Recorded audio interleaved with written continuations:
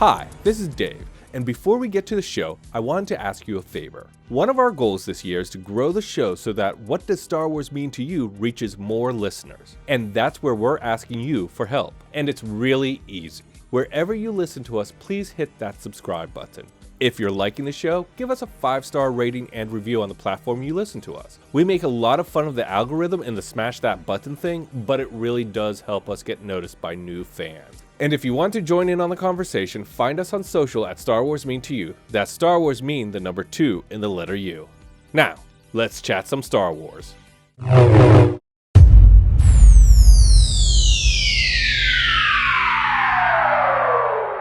Hello there, this is Elora, and I'm a prequel trilogy kid.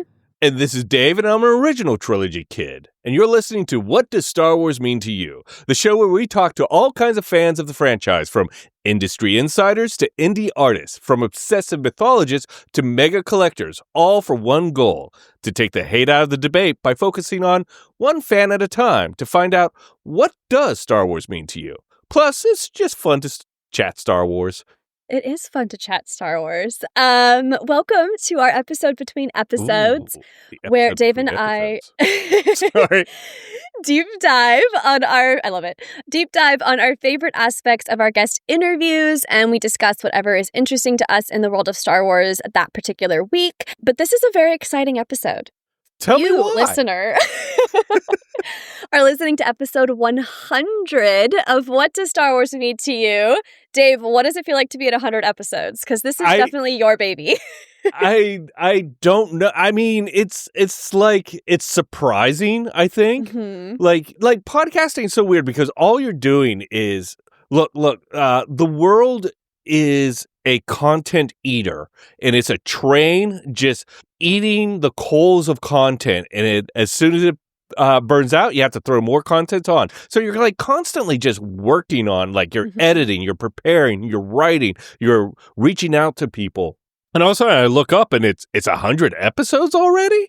My God, that's just how. And have I found out what does Star Wars mean to me? I don't know. I feel like it changes for us weekly. I do too. I feel like every time we have a guest on, I'm like, oh, I agree. Yes. And then I'm like, wow, I'm so fickle because I'm like, Star Wars means all of that to me. Yeah. It's so true. Well, to celebrate 100 episodes, we've hypothesized doing like a lot of, or spitballed. We haven't hypothesized. We've spitballed doing we're scientists all of a sudden. We put on lab coats and get beakers and just sit around going, would this be a good idea? It's the only way we get stuff done. No, we've spitballed doing like a ton of different things for today's episode, but I had the privilege of joining the show in season 2, the top of season 2, episode 38. So I've been on this journey for a while. You have more been. Episodes than not. Absolutely. Which is exciting. And when you introduced me to the show, you introduced by asking, what does Star Wars mean to you? And you did a little mini interview with me. Yeah. And I now get to talk Star Wars every week with my then new, but now very good friend Dave. But I don't actually think we've ever flipped the script. I don't think we've ever asked you, what does Star Wars mean to you? No, we have not. Because I have to edit these, and I kind of really, it's very hard for me to edit these and listen to myself. Yes, I know. I kind of strong-armed you into this a little bit. That's okay. Well, you've asked over 60 guests the question, so I'm going to ask you today, but think about it, because I think maybe before we get started on that, we should recap Eric Clayton's interview. Eric is the Deputy Director of Communications at the Jesuit Conference of Canada and the United States. He's a writer at the intersection of pop culture and spirituality. His book, Cannonball Moments, Telling Your Story, Deepening Your Faith, has won several awards. And obviously, he's a big Star Wars fan who wrote My Life with the Jedi, The Spirituality of Star Wars, that takes the teachings and philosophy of St. Ignatius and present them in terms of Star Wars. And we had a really good conversation with him. We did. To kind of like recap what Star Wars meant to him, he loved that it was an opportunity to share the stories with others, and kind of that intersection of like religion and spirituality and sharing stories that like, have deeper meaning to shape our lives, I think was kind of the bow on the package. Exactly. But maybe we should let him tell us. Yeah. Let's go to the clip. So I have been reflecting lately about the intergenerationality of Star Wars, and I'm a big fan. I used to write for Dork Side of the Force, which is great. Everyone should check it out. And I remember there were a lot of really compelling and thoughtful pieces about like, hey, stop forcing people to kind of enter the story where you want. Let them enter wherever they want, and let them enjoy the story, right? And so I think I've been thinking about that with my own. I have two kids. In my mind, I was like, we're going to watch the movies this way, and this is the way it's going to be, and it's not worked out that way at all. So instead, I'm like, well, how can I give them again, use it to just kind of goad their imagination, right? Like I want these stories were so help me and my kind of imagine things. Like I want that for them. So we do a lot of Legos. They watch a lot of Clone Wars. We watched a couple of the films. We took them to see Phantom Menace in theaters. But I'm thinking most of we've been to Disney World twice with them. And so Star Wars World. And the first time I had this really profound experience with my dad. I think I read about in the book. How we stood in line for the Millennium Falcon, and it was just like I was like, oh, so cool with the guy who can introduce it to me. Yeah. Well, the second time we went back and the line was shorter. We had the whatchamacallit pass or whatever, and so I brought both my girls, for like 4.5 and 7 at the time. Fun. And so we're going through the line. I'm like, oh man, this is gonna be good. Like I feel like I'm really excited about this, but I'm afraid that maybe my youngest is too young. And as we're getting closer, I'm like, this is we're in deep trouble. But fortunately, we were the only ones in the ride. It was like four spots or 6 spots. We were only 4 of us. Yeah, because you have like the gunners and the engineers and the pilots. Yeah. Exactly.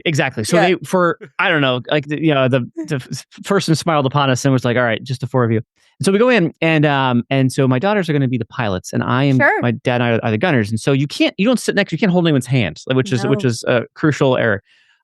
Anyway, so we begin and immediately tears, just like wailing, and I was like, oh boy, this is not good. I can't even. I'm like, you're okay, like because you're locked in. You can't unbuckle. We're 100%. No, it'd be dangerous to unbuckle. And I was like, I don't know how we get out of this. And it's pretty intense. It was like a pretty intense ride, as you might know. But my oldest is like locked into she's like, we gotta get this ship out of here. Like we gotta Hondo Naka's counting on us. And she keeps encouraging her sister, like, come on, you gotta hit the button. It's lighting up. And so like my youngest is like crying, but she's focused, hitting the button, keeping it afloat.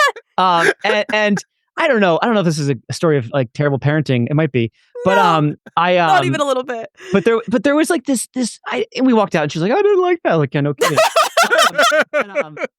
But there was this like just this moment again of this like shared experience of story and shared. I'm gonna bring it back now. Here it comes. The shared experience of story and this commitment to the immersion of it. Right? Like we're in it. We're enjoying it, even if we're not.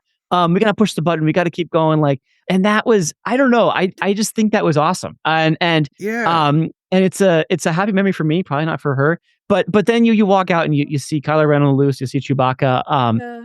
So the very, very long answer to your question is, I think it's that it's the opportunity to share story with others in a whole abundance of ways. And honestly, that's what religion and spirituality is too. We're just sharing stories and things that move us. And give some meaning and shape to our lives, So there it is. I love that. That was a scenic route to a point.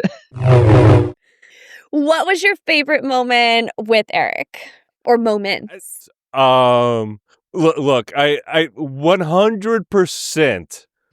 Probably my best moment ever was when we were doing 5 with the Force. Mm-hmm. And I had brainstormed like one question as the 5th question, because now our 5th question is always tailored to the person who we're talking to. Yes. And I had just quickly, because he's a Catholic Jesuit, I had quickly jotted down which character would make a good pope. And I wrote it down, then forgot all about it. And you were going through and you asked him, and I was like, oh no. I actually stopped the interview down. You did? You were like, is this okay to ask? Is this okay to ask? If you listen to the episode, that's how it is. Because I was just tickled pink by it. But this is why I so enjoyed him so much. Because when I asked him, I said, I hope you don't mind us asking this. He just laughed it off and was like, no, this is a great question. Which Star Wars character would make a good Pope? Yeah. And it showed his sense of humor. It showed how it shows how he's integrated his religion into his life in such a way that, from my point of view, it doesn't control him. It's just part of his faith, you know. And then his answer was Qui-Gon Jinn, which was an amazing answer. Yes, Qui-Gon Jinn would make a great Pope. Yeah. So that was one of my favorite moments. What about you? Oh God, that's definitely, like, now that you reminded me that happened, yes. Yes. That was really fun. But I'm not a very religious person. Yes. And so I went into this interview... yes, you're not. I mean, yes, I agree with you. Yeah. And so I went in a little apprehensive. I mean, I had read the book, and I'm very, like, but I would say I'm a very, like, open person. So when reading the book and kind of going into this interview, I was slightly apprehensive because, again, I wasn't sure, like, what would be the sense of humor around the topic, right? And I find with all of our guests, but I really found with Eric, like, I learned so much. I really liked when he was talking about the spirituality of Star Wars kind of being a mirror to multiple different kinds of philosophies. Yes. And, like, how he broke it down into simpler ingredients is, like, well, I think he called it the basic sugars of it all. And that, like, you know, it can reflect what anyone wants to see out of it. And I just really appreciated that perspective because I so respect where he is in his faith. Mine might be different, but that, like, there's this understanding that, like, there's a Star Wars philosophy of life and ethics and everything you get out of religion for everybody. I really liked that. Yeah. And I really enjoyed his awareness of other philosophies and what they meant and what they represented in the world. And that kind of, to be honest, when I approach kind of a quote-unquote religious person, I'm hesitant because I feel the same way as you do, that it's like, are they going to be open to things, or are they going... And I don't just mean open to philosophies, but open to discussion. Just open to discussion. It's like, can you break these down? And I felt like he has a very curious mind because he did make that reference about the mirrors and how almost any religion can find reflection within Star Wars and the Jedi and the Force. And I loved how he also appreciated, like, the weirder aspects of the Star Wars philosophies, like the Bendu from Rebels, or Yoda's journey at the end of season 6 of the Clone Wars, where Qui-Gon as a ghost teaches Yoda how to live beyond death in the Force. He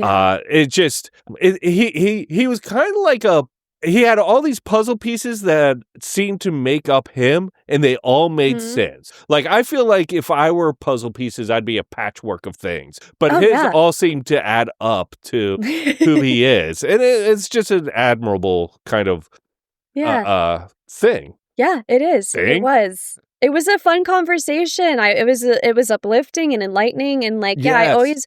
It is hard to, even if you don't necessarily align with someone's exact religious thinking, it is inspiring to talk to somebody who is so deeply rooted in their faith, whatever that faith is, because they do have such a strong sense of self. And I feel like you learn so much about yourself and your perspective of the world too when talking to people who are so aware of who they are and what they believe. Yeah.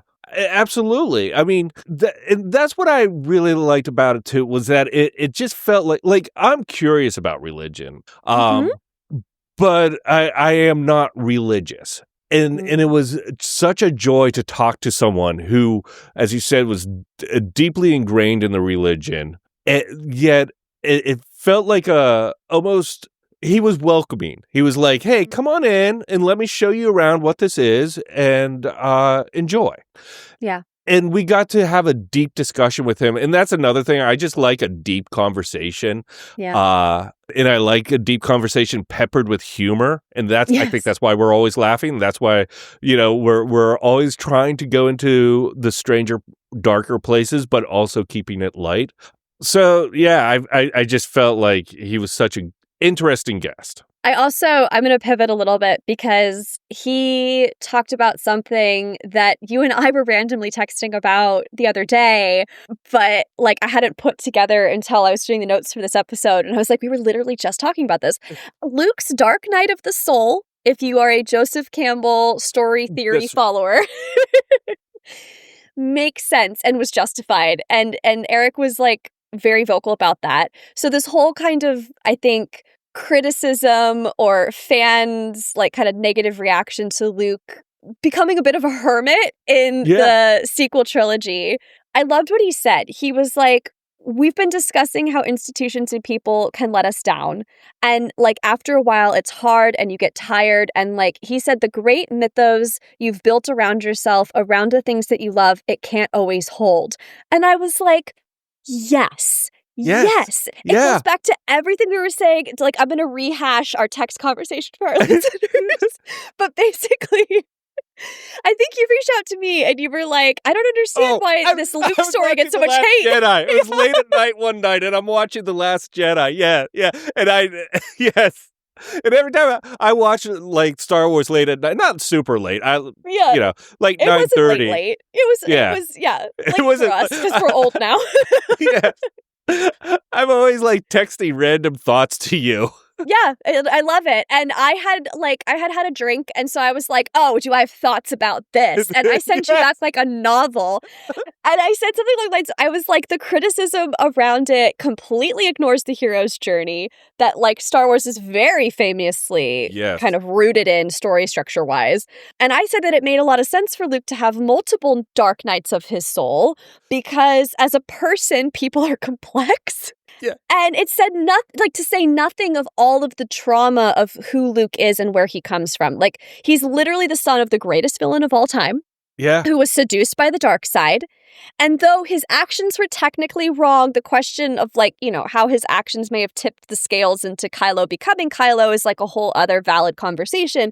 But Ben did have serious darkness inside of him. It would make sense his reaction was very human to that. And he had a lot of shame for how he handled it, but as a mentor probably should, but given his background and, the fact that in a lot of ways too, there's a lot of conversation throughout that saga, I think especially in The Last Jedi around how the Jedi Order has kind of failed him. He goes to burn the texts, right? And then realizes wait, no, I don't want to do that. And he's really kind of got all these conflicting feelings around it. I feel like Eric kind of put that in a perfect button when he said that your mythos will sometimes not hold and it'll let you down and then you have to rebuild. And that's what Luke did. Yes. End of TED Talk. End of TED Talk. So should we go into the part where I'm going dread? Yeah, let's do it. Our guest today.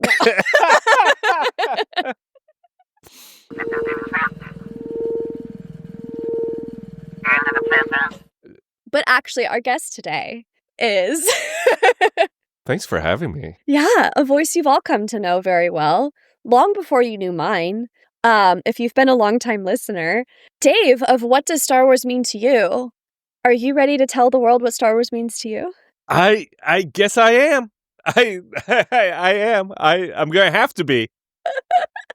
Here's the thing. I love the spotlight on me, but I don't like the spotlight on me. And you're going to text me in 2 days when you're editing this, and you're just going to be like, we need to re-record. We need to do something else. And I'm going to say no. Trust the process. Trust the process. Okay, I'm trusting the process. Okay. No, I am really excited to do this. Okay, good. I'll start with your fight with the Force. What Star Wars movie is your guilty pleasure? My guilty pleasure. I'm going to say Attack of the Clones. It's just... Are you saying that just because I'm interviewing you and that would make me happier? No. It's literally up between Attack of the Clones and The Last Jedi. And I don't think of The Last Jedi as a guilty pleasure so much. I think of Attack of the Clones as one because it's usually considered lower on the list if you're like making a list. Yeah. But I interviewed this one woman and she was like, if you look at Attack of the Clones, it has everything. It has mystery, it has romance, it has comedy, it has action. And I was like, you're right, it does. And so I think it's overlooked a lot. Look, Obi-Wan as Detective Kenobi, just awesomeness. It's fabulous content. Yeah, it is. I agree. I didn't roll a D6. I'm going to do the same second question you gave me in my interview, which is, what is your favorite droid? What is my favorite droid? Oh, this changes a lot. I feel like when it comes to droids, I'm a little bit droid of the month. So whoever is most recent, and that would be Andor. I'm blanking on his name. B. No, not B. Oh, yeah, B. Oh, K2SO. Yeah, K2SO. K2SO. Nice. And apparently the actor who plays every robot in everything right now. Oh my God, Alan Tudyk is the moment. Always. Forever in time. Right now, it just came out that he was in AI with Will Smith, and apparently not his performance, but his credit was buried because the audience liked his performance more than Will Smith. So, there's Will Smith smacking down another actor. That's hilarious. Okay, what is your favorite line to quote? Oh God, I have so many. You'd think I'd prepare a little bit for this. I'm kind of glad you didn't. There was one I had the other day. Like there's certain situations, like whenever I do something tough and feel a little exhausted, I always go, and I thought they smelled bad on the outside. That's just one of my favorite ones to quote. Yeah, I'll go with that. I love it. I do feel like I've heard you say that. Yeah. I mumble it under my breath a lot. Another good one I like is when I feel like a situation is stupid. Mm-hmm. I go, 2 fighters against a Star Destroyer? Because it's an Empire Strikes Back. It's probably the worst line reading in the entire saga. All 9 movies plus the other 2 Solo and Andor the movie. What was it? Rogue One. Rogue, yeah. 2 fighters against a Star Destroyer. Oh, just wonderful. Abysmal. Yeah. Okay. Besides the films, what is your favorite Star Wars content? I am going to go with either Battlefront 2 or the Kenner action figures. Because I was expecting Kenner first. It's interesting. What is it about Battlefront? Well, Battlefront 2 was from the entire saga. Like it's from Phantom Menace all the way to The Force Awakens, had different heroes, different lands, but it is the game that when I started playing really got me into the prequel trilogy because I was playing the Clankers, I was playing the Jedi, I was playing as the clone troopers and playing as the Separatist army, and just being around it so much, being in those environments really give you a sense of those movies. And then when I went back and watched the movies, all of a sudden they had more meaning to me because I was like, I'm so familiar with this world. And I think that's the same reason the action figures is because like during 77, 80 and 83, all we had in between those things were the action figures. So I was just making up my own stories with these characters. And once like you kind of live in that world, when you go visit in the theaters again, it really is amazing how it just how even more real it feels to you. Yeah. Wow, that's incredible.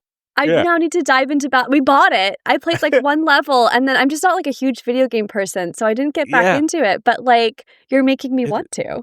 Oh, yeah, just being inside the Star Wars universe, Battlefront 2 is just fantastic. I love it.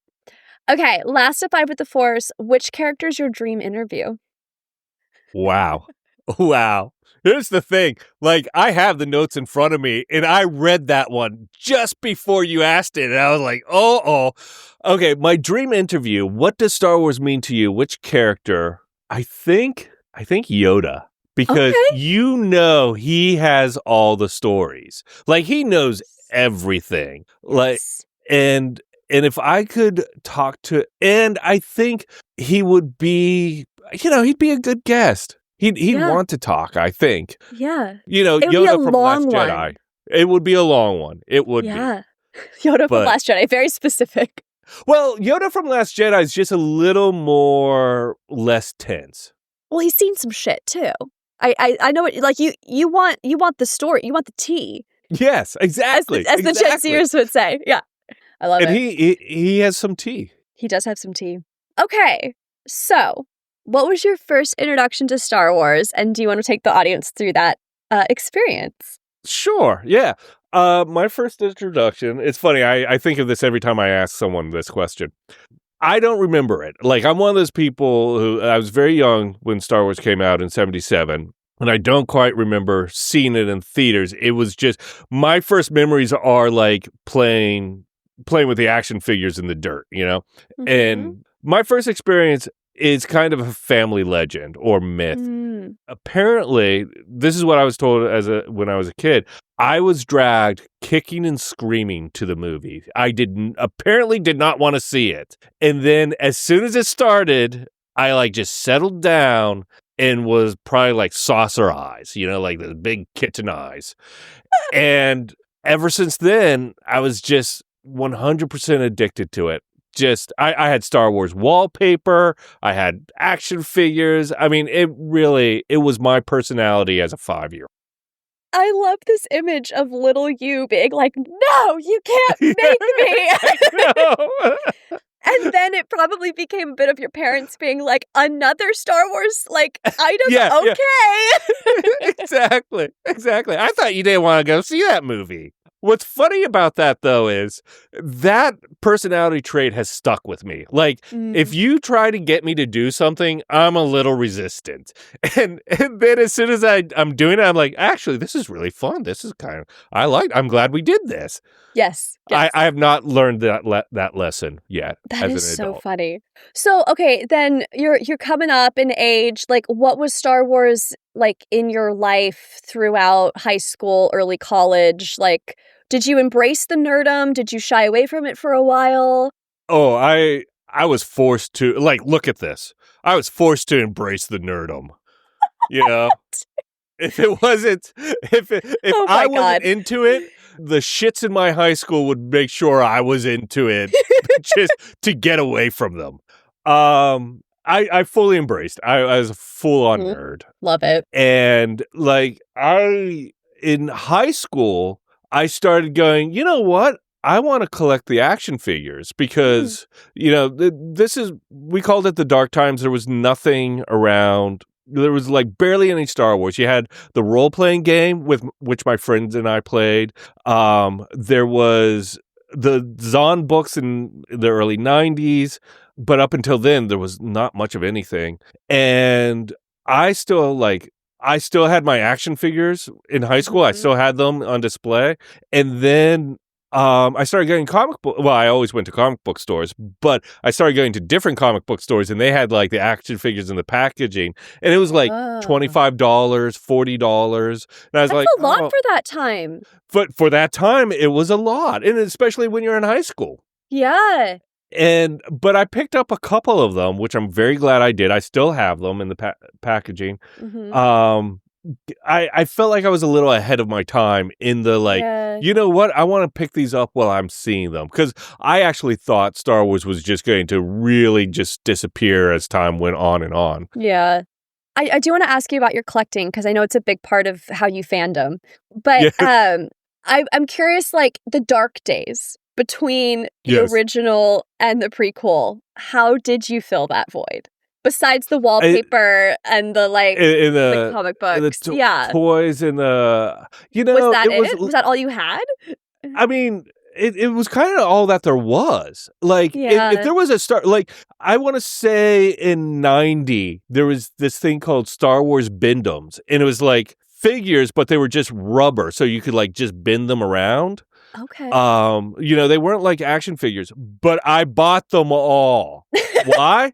Because they were Star Wars, and I still have them. No way. Yeah. That's funny. I'll have to dig those out. Yeah, the That's Star Wars hilarious. Bindoms. And they had like a ton of characters. So there was that. There was the role-playing game. There was the Ewoks movie, which I dutifully watched. Didn't enjoy as a 13 or 14-year-old. No, can't imagine. Oh, and then watched every Ewok in Droids cartoon on Saturday morning in 86.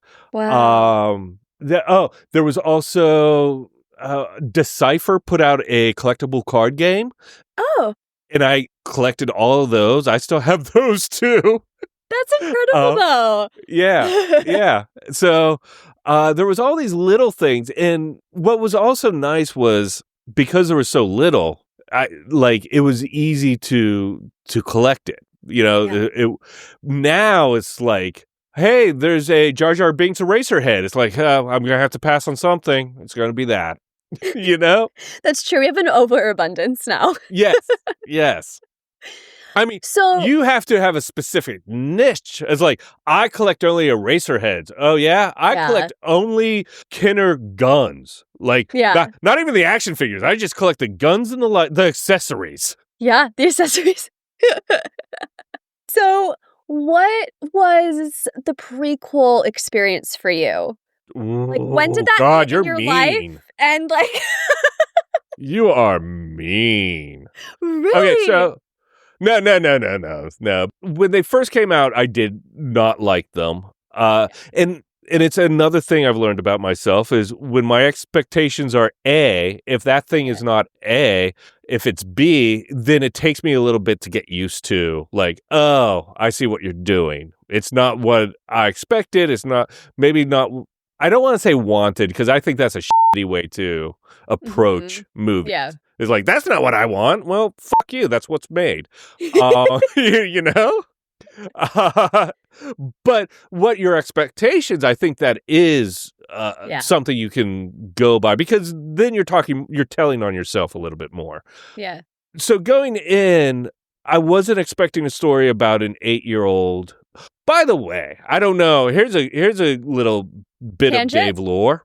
Yeah, I was an intern on the movie Jingle All the Way, starring Jake Lloyd. Yes. And one day I was on Jake Lloyd duty, which is you just kind of hang out with him and make sure he gets to set or whatever. They don't get lost. They don't get lost. And he and the co-star were in the trailer, and I'm watching them, and they have the 96 Power of the Force action figures, and they're playing Star Wars with them. Mm-hmm. And his co-star's like, Jake's gonna be in the next Star Wars movie. And I was like, what?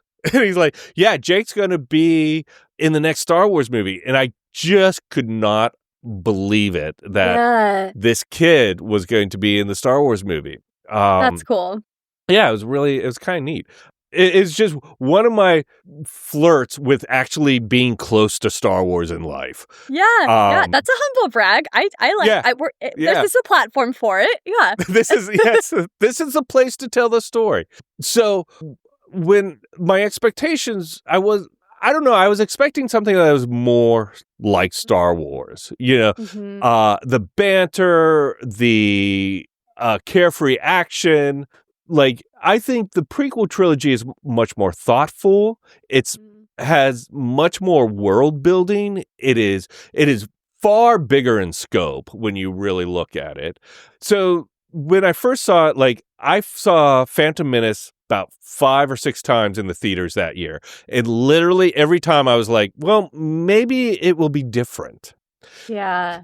And then Attack of the Clones, I only saw a couple times. And Revenge of the Sith, when it first ran in theaters, I only saw it once. Did your fandom waffle at all? No, it wavered for the new stuff. Mm-hmm. And again, look, I had all the video games. Yeah.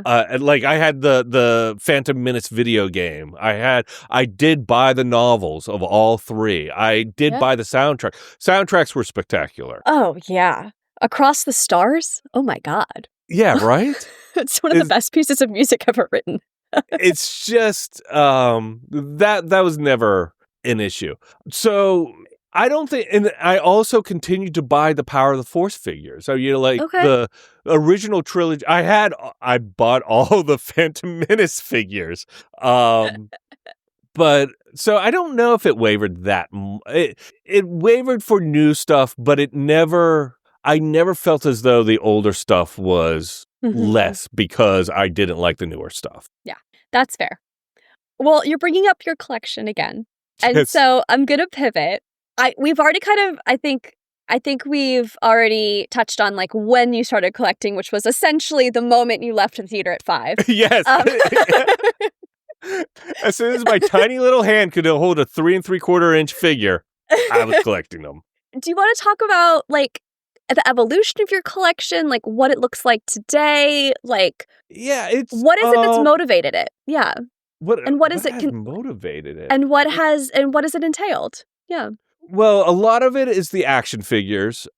Even as a kid, I really liked the packaging. Like I saved all the card backs, even though I may have cut them out to get the little UPC. Is it a UPC symbol? Is that what it was called? I forget what it was called. So. The little thing. Well, it's the little thing you sent in to get the free action figures. Oh, then I don't know. Oh, okay. Yeah, interesting. Yeah. I always loved the packaging of action figures because it had the picture of the character on it. It had the name of the character. There's so much information there. And I think that's part of what drove my collecting of them because I liked that little spot between having something and not having it, where it's like, I own this, but I can't open it. And at the moment I open it, I become a little disinterested in the toy. So at least I understand that about myself. You like the process. You like the process. I like the process. Yeah. And so when I was a kid, I just bought them to play with mostly. And then when I was in high school, I started seeing them in packaging. And since I liked the packaging, I started buying them as collectibles. And then it quieted down a little bit because of, you graduate college. There wasn't a lot to collect. I did buy the books, and I did buy, if it had Star Wars on it, I bought it pre-1996. And then 96, the Hasbro collection comes out, the Power of the Force collection comes out, and immediately I was hunting them down at stores because there's a smaller amount of figures and stuff. I was hunting them down, I was getting them. And then when around 99, the Power of the Force, or 98, the Power of Force line exploded. There was Grand Moff Tarkin. They started having a lot more figures, and the figures started. In 96 they were He-Man and then they slowly slimmed down to more like what they used to be, realistic figures. I had them. I had an office in my apartment where they just lined the top of the just before the ceiling. I put them all up around my office, so it was just like a rainbow of action figures. Another stupid I was so close to it. At the job at the time, I happened to be working with Kevin Rubio, who produced this short called Star Wars Troops, which was a riff off of Cops. And it was like the Tatooine Stormtroopers. It's amazing. Yeah. And I brought him into my office. I was like, look at my Star Wars figures. I don't know if he was as impressed as I was girlish about showing off my Star Wars figures. Because he was okay, nice. Dave's a fan of Star Wars. And then I bought up all the Phantom Menace figures, and I just had a ton of figures, and eventually I kind of sold them off because I just had boxes of action figures in the house, and I just had to kind of I was really what am I doing with these? Do I need Sebulba, the action figure? No. Okay, so there was a change at some point. There was a change, and as you can see, like from my background, it's I kept like the classic stuff. I'm much more, and I'm much more into not original trilogy. I'm much more into stuff that came out from 77 to 84 than I am more modern stuff. Although, look, I will get an action figure here and there. I got Jar Jar Nod Wood. He was the lead in Skeleton Crew. I never remember his name. I know, it's a joke between us. Like, you're always oh, who's that guy? Yeah, Jar Narwood. Yeah, it's like the Charlie Brown teacher named him. Yeah. So what's the crown jewel of your collection now? Well, there's some that are more sentimental to me. I think I have a feels like so braggy, but I have a Vanessa Marshall signed Hera bust. She gave it to me for my birthday, and it's just one of my favorite because also I'm friends with Vanessa. Mm-hmm. And after I moved into to Seattle, she sent, like on my birthday, she sent me up her gentle giant bust of Hera, and it's signed Dave, happy birthday, Vanessa Marshall. Cute. And so that's really special to me. Special. Yeah, I think it's hard to say because like there's different days, there's different things that are just like, oh, this is really neat. I'm going to pivot. I'm curious. So I will kind of like, I feel like I've asked you this before, but like definitely not where you're definitely in the hot seat. Yeah, on mic. On mic. What inspired you to begin this podcast? And for those that don't know, this is not like the first podcast you've ever started. You also co-host, I think you co-host or you co-host, right? Yeah, created and co-host. Created and co-hosted 2 others, which is Cinema Craptaculous, and people also watched. Yep. Why Star Wars specifically? There's a couple of different reasons for it. And to make a short story long, here they are. I was going to start a podcast called What's Wrong With Me? And it was just going to be me interviewing people I admired about something like, and it could be as simple as a plumber who knows how to replace I don't even know the items in a toilet, but like the plunger, to someone, to like screenwriters. And the idea being like, oh, I find like your knowledge interesting. Mm-hmm. Let's talk about it. And through talking about it, maybe I'll figure out what's wrong with me. Okay.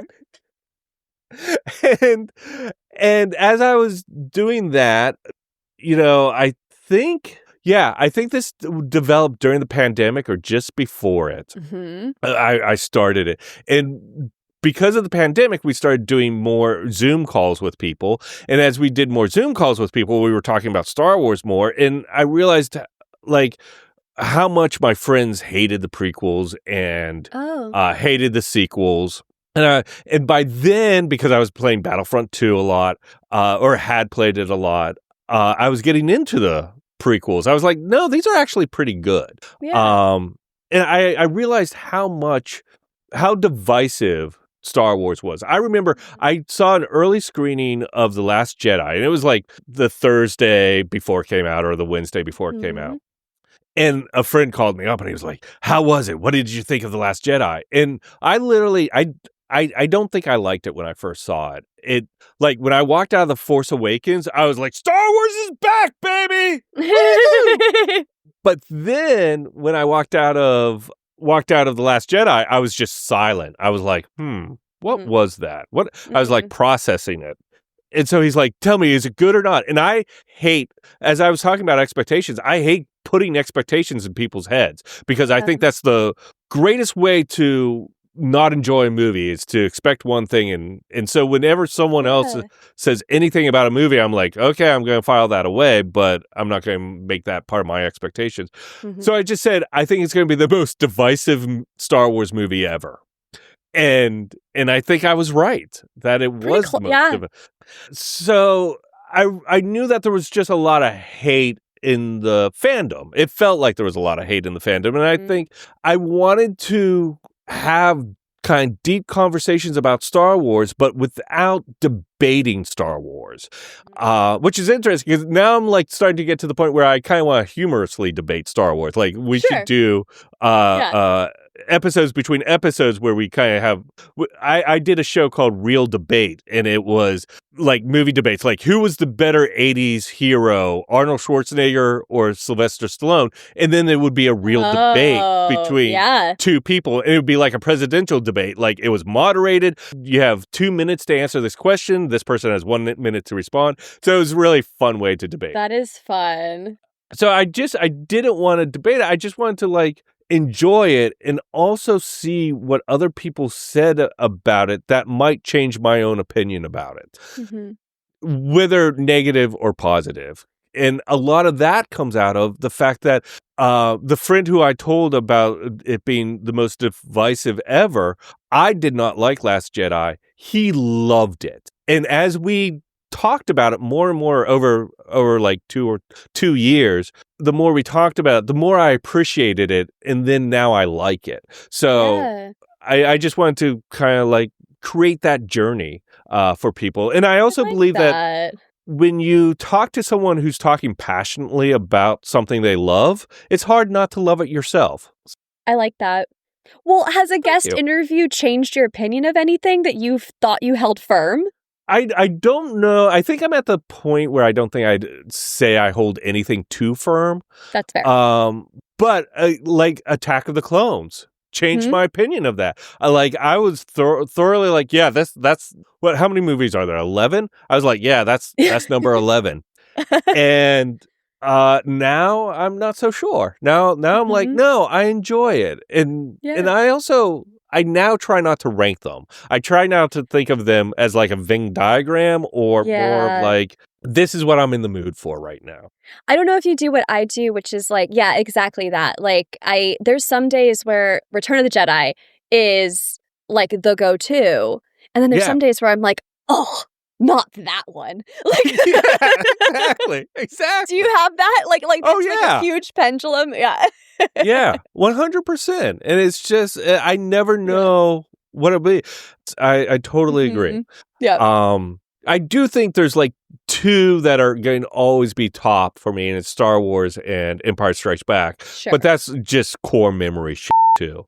Yeah, I mean, we've talked a lot on this show about how, like, so many of the favorites are formed at the time when your brain is still spongy and you're taking it in, and like that's like nostalgic, and it's hard to kind of abandon that as being a favorite. I know we're short on time, so I'm gonna jump to the future in motion, as we call it in our notes. What are the top 3 elements that make Star Wars to you? That's hard. See, this is right? Yeah, this is another question. Like literally, when I wrote the question, like a couple years ago, because our 5 with the Force evolves, but it hasn't changed a ton. Or I'm not 5 with the Force. This question it's my favorite one. Yeah, it's the question we have to ask everybody. Yeah. But when I thought of the question, I'm like, what are people going to say? The music, lightsabers, and spaceships. To me, that's what it was. But now it's like hope, community, and then, you know what? I'm going to say a good time. Yeah. Like just classic serial adventure. Like out of the fire into the frying pan. No, out of serial the frying adventure. pan into the fire. Yeah. That's my mixing up sayings is rubbing off on you. It really is. Do you have a Star Wars hill that you're willing to die on? I do feel like you just kind of said no, but I wonder. To die on, I think this is the closest one I have. And we talked a lot about it in this episode, is that it makes sense what happened to Luke in The Last Jedi. Yes. It totally makes sense. Now, you can argue, was it motivated enough? Maybe not. Like, was the motivation weird? Maybe. But the fact that he faced something he felt he couldn't overcome and wanted to just separate it from it and feared that he feared that using the Force was too much. So the other aspect to that, I also say is this. If you're making the sequel trilogy, you have to figure out a way to sideline Han, Luke, and Leia, because the moment any one of those three show up, the whole movie is about them. Every audience member is going, where are they? What are they doing? What's going on with them? Can we please spend 3 hours with them? And if you're a company trying to create a new franchise and introduce new actors in a trilogy, then you've got to do something, and that's what they chose. It's like he ran away. And to be another thing I have to say is like when you say, "Oh, that's not my Luke Skywalker," or "That's not Star Wars," or whatever the counter argument is that if Phantom Menace came out in 1963 and Star Wars came out in 1977, guess what Ben Kenobi did?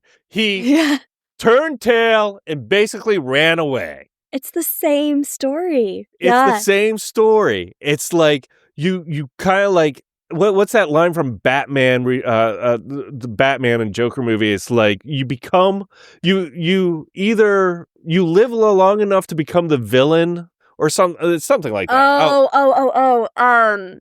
You either die before you do, or you live long enough to see yourself become it, or something like that. Yes. Yeah. Yes. And so that's what all these old Jedis are dealing with. Yeah. Like everything's falling apart. They tried to fix it. They failed spectacularly. Now they have to kind of like step back and go, I don't want to touch anything for fear I'll make it worse.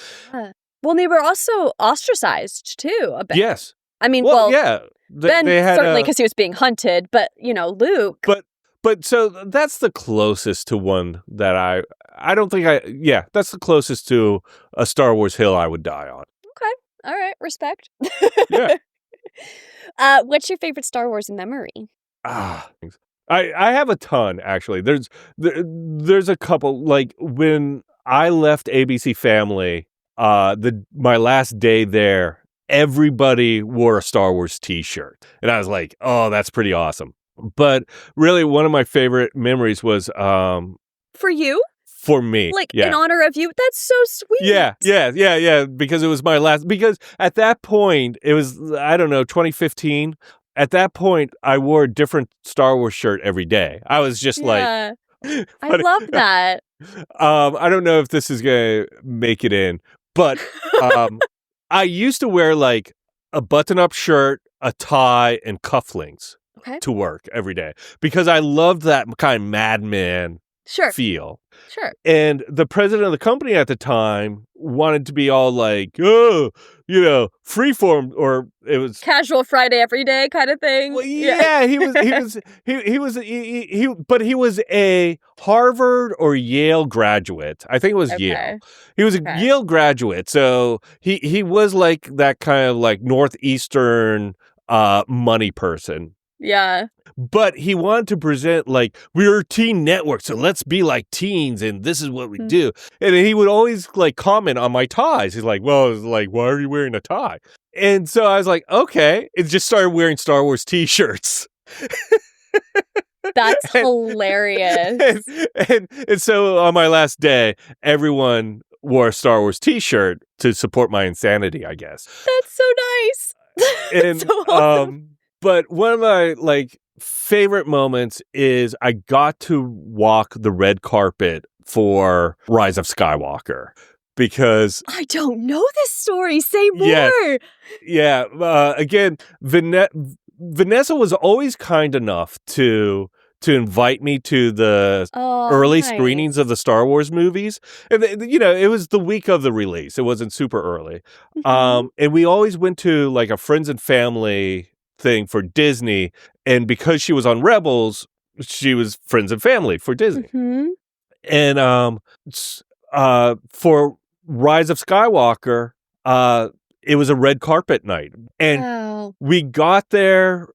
We met up somewhere like behind the theaters, and we started walking, and she walks onto the red carpet. It's like we get into this like bullpen area where you start out and then you walk out, and I just followed her out. And she's like saying hi to all these fans, and I'm like taking pictures and videos of her interactions with. I was like, I might as well be useful for something, but it was just such an amazing feeling to get to walk the red carpet of a Star Wars movie, and I just will never forget that. Like the excitement of it, the lights, like the other stars. It was incredible. That is amazing. We're going to have to post on our Instagram a photo of you from that night. Yes. You'll have to find it. Yes. That's a pretty epic memory. I like it. I'm glad that you did the humble brag. I actually hate that turn of phrase because I feel like if it's a good story, it doesn't really matter. Yeah, and you know what? To be honest, not so humble. No. I'm like, just brag. Full on with Hera on the red carpet. Yeah. Love it. Exactly. So we've gone through your Star Wars journey. You're kicking and screaming, not wanting to go to the theater. You're then all of a sudden collecting anything your tiny little hands could get a grip on, to your love of packaging and marketing, which we didn't unpack, but you do work in marketing, so I do feel like there's an interesting thread there. Your rainbow figurines, how you turn to podcasting to challenge like hate in fandom and that passion equals love, like all these amazing things. Well, you make it sound so good. I like the summary more than the interview. No. Oh, and just being such a fan that like your entire company celebrates you. Like that says so much about how you fandom so wholesomely. Right. Yeah. What does Star Wars mean to you? Oh my God.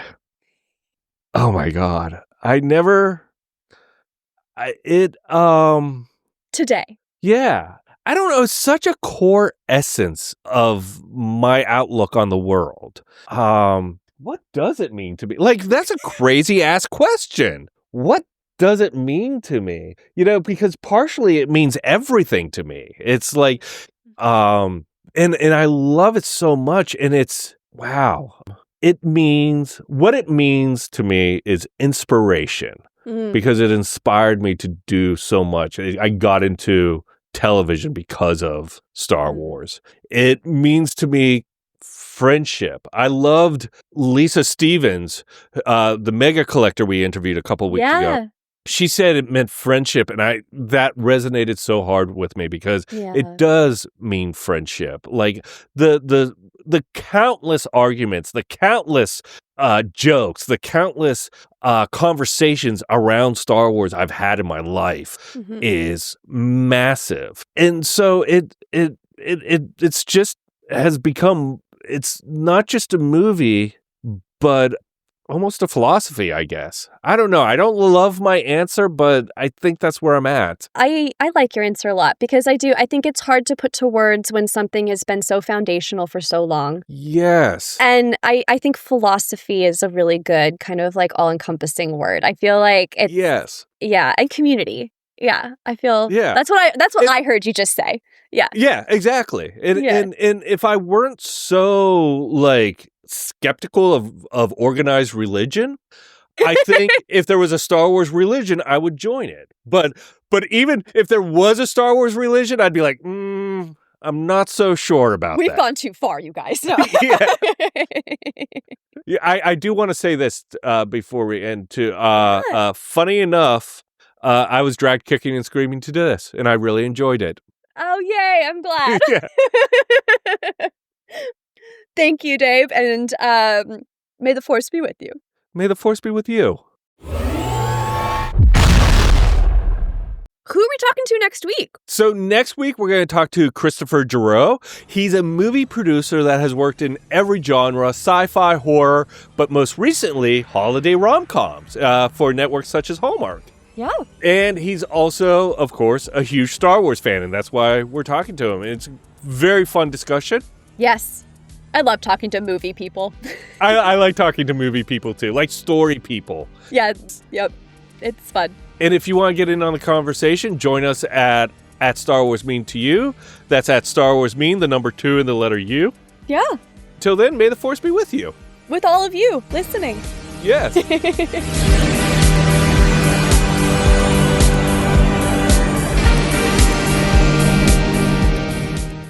Shoo, shoo, shoo. Yay! Another thing, I thought it was super corny to end with "May the Force be with you," and now it's one of my favorite moments of the show. Oh, it's my favorite moment in the show. Yeah, it's just because the response when they say "May the Force be with you" or "also with you," I just love it. I just love it. Chef's kiss. Yeah.